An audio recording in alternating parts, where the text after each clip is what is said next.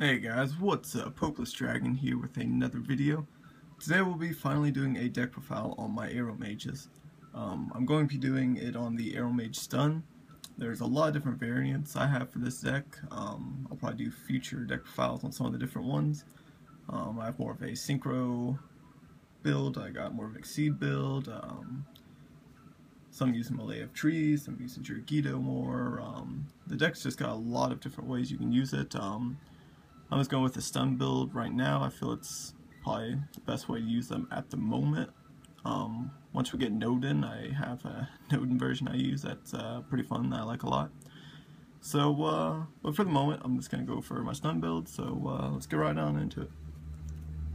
For monsters, start off with triple Aromage Rosemary. Rosemary's one of your beaters of the deck. She's got 1800, so not bad stats for the aromages. And while your life points are higher, if a plant type monster you control attacks an opponent's monster, your opponent's monsters cannot activate their effects until the end of the damage step.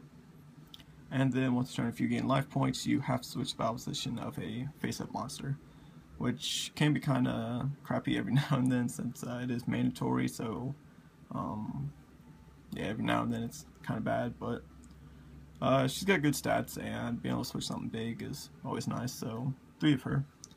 Then, since I'm using the stun build, 3 cactus bouncers. While you control another plant, either player can special summon. Good stats, goes up 2300 with your field spell. So I really like cactus bouncer in here. It can be a bit slow, but if you get him off, it really can hurt your opponent. Then I'm running 3 Aromage Kanaga. A lot of people only run 2, but personally I like 3 of Kanaga. Once per turn, if you gain life points, you can bounce one of your opponent's spell or traps, which can be pretty handy. And while your life points are higher, all your opponent's monsters lose 500 attack and defense, and its ability stacks. So if you have a couple of them out, you can, well, if you have all 3, all your opponent's monsters lose 1500 attack and defense. You probably won't get all 3 out, but a lot of times I'll get 2 out, and it can be pretty nice. Then we have triple Aromage Jasmine.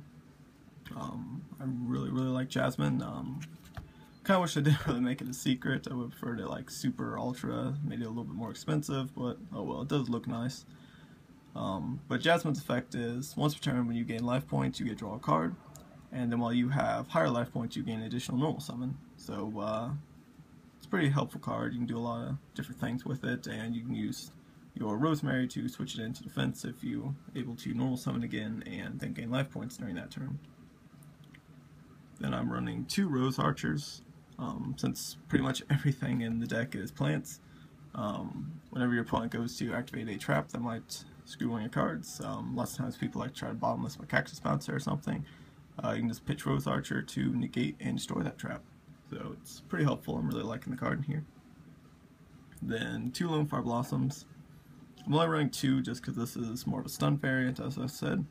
I am running Lose a Turn in here and everything, and it can conflict with that some, but it is nice just to get into anything you may need and get the Bergamot out of the deck so you don't draw into them. Then on to the next card, we'll be talking about Aromage Bergamot, which is pretty much the beater or kind of boss of the deck, even though he's not even that amazing, but with your field card and his ability, you can get him up to 3900. His ability is once per turn when you gain life points, he gains 1000 attack and defense until the end of your opponent's turn. And then with the field card, it'll gain an additional 500, so it can be up to 3900. And he gives all your plants piercing while your life points are higher, so it's pretty nice. Then 1 Thunder King Ryo. I feel just any kind of stun variant needs Ryo, and he can really still hurt a lot of different decks like Stellars, Necros, anything that really adds a lot. Like I said, it does hurt you some, but I feel it's worth it to use him over not using him personally, but that's just me. And then I run 1 Aromage. I know a lot of people don't like this card, but I think it's pretty decent. Just during either player's hand phase, you get to gain 500 life points, and it can't be destroyed by battle when it's flipped face up, so it just sits there and lets you gain during either player. So if you now have a way to activate your effect, you just get to activate all your aromas during the end phase, and then you can just switch back if you had to switch some with your Rosemary or etc. So I like 1, but yeah, that's just how I'm going at the moment. So that's it for monsters. On to spells. I'm running triple Pot Duality. Help add some consistency, get to what you need. Yes, it can't conflict with Ryo, but you only have one Ryo, so not going to normally have it come up all that often. And your Humid Winds does kind of conflict with Ryo, but as I've said before, it shuts down other decks more than it can hurt you, in my opinion. Then we got triple Aroma Garden. Field card for the aromas. Once per turn, if you control an aroma, you can gain 500, well, you can gain 500 life points, then all your monsters gain 500 attack and defense. And that's for the rest of the turn all the way till the end of your opponent's turn. So even if you summon a monster after you activate that effect, it will still gain the boost. So it's pretty nice. And if one of your aromas die, you gain 1,000 life points. Then 2 magic planters, because we run a pretty good amount of continuous traps, so it just allows us to get some extra draw power off, try to get to what we need. 1 Regeki, just because Regeki's too good not to run, in my opinion. Clears your opponent's board, let you go in for some damage. And 1 MST, just because I feel you should run at least 1 in here, just in case you go up against something random like a Roll Decree or something that may try to shut you down. So yeah, main deck 1, then side 2 others, just in case. Then for traps, we got double Mirror Force. I figured out the deck can lack a lot in defense since a lot of you guys are pretty small, even though you can boost up with your Aroma Garden, and you do have your beater in the form of your Bergamot.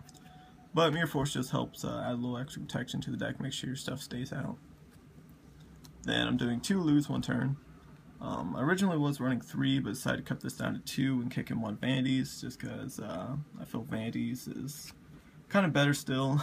Lose a turn is good, but Vanities can be better, and you can still control a special monster and activate Vanities. When this, if you use your Lone Fire to bring out something, then you can't activate it right then, so that can kind of suck, but you just gotta know when to play it and play around things. It's still a very great card, it can hurt a lot of decks. Then 2 Dried Winds. Personally, I like Dried Winds. I know a lot of people are kind of iffy about this card. Some people run 1, some people don't run any. I like 2 just because anytime you gain life points, you can target one of your opponent's face-up monsters and pop it. And then you can use the other effect to pay the difference in your life points and your opponent's when yours are higher to destroy monsters destroy monsters with an attack equal to the amount of you paid. So if you paid 3,000 and they have like a monster with 1,200 and I don't know, 1,600 or something, you could destroy both of them. Or if they have a monster with like 2,000 and 3,000, you can only destroy one of those. So I don't really ever use the other effects. Pretty much just whenever you gain, you can pop some, which can be pretty nice, especially comboed off with your Aroma Garden. So then during each player's end phase, you get to pop a monster if there's any face up on your opponent's side of the field. Then 2 Humid Winds. The search power of the deck and lets you gain 500 when your life points are lower, but pretty much you're just going to pay 1,000 to search any of the aroma you may need at the time. So it can be pretty helpful, but like I said, I don't feel you really need 3, and like I said, it can kind of conflict with Ryo, but I feel Ryo's worth it still. I know there's a lot of stuff that I'm talking about conflicting with him, but I still think Ryo's too good right now not to run in any kind of stun variant. So yeah, 2 Humids. You can chain both of the effects during the same turn, which is pretty nice. So you can pay 1,000, then if you're lower, you can right after chain the 500, and then get off your Aromage's effect. So it's a pretty good card, I like it. Then 2 Phoenix Chains, a little extra protection, make sure your guys stay around, and if it gets stuck on the field, you can always just Magic Planter it. Then for the last card, 1 Vanity's Emptiness, because it's just too good not to run. Stop all that special summoning, keep you guys safe. Yeah, great stuff. So that's it for the main deck. Onto the extra deck, which I rarely ever use. I think the main thing I make is like a Ragna 0 whenever someone's got something bigger than me, but yeah, I'll go ahead and go for it anyways. 1 Dark Rebellion. Just if you need beater or something. Karen Gorgon, retarget things. Ragna, any attack switching. Heartland Draco, because with your field you can attack directly and don't have to worry about getting attacked. Castell, because it's good for returning or Pokemooning. Exton for that field nuke if you need. Emerald if you need to recycle. Dweller, Cowboy. I think I'll kind of just go with these. I think most people know what all these guys do now. Alucard, Levier, Zen Mains, Fortune Tune, Sky's Cavalry Centaria, and Gachi Gachi Gentetsu. So yeah, there was a deck profile on my Aromages done. Like I said, I will be having more versions coming out in the future. I really enjoy this deck. It's a whole lot of fun. I recommend giving it a try if you guys like plants or like something that can gain life points, do some interesting stuff. It's really fun, really interesting. I like it. Hopefully they can get some decent support in the future, but we shall see. Also, I will be having a Red Eyes and Ignite deck profile coming up, just waiting for a few more cards coming in the mail, so hopefully sometime next week I'll have that up. But as always, I thank you all for watching, and I will see you guys later.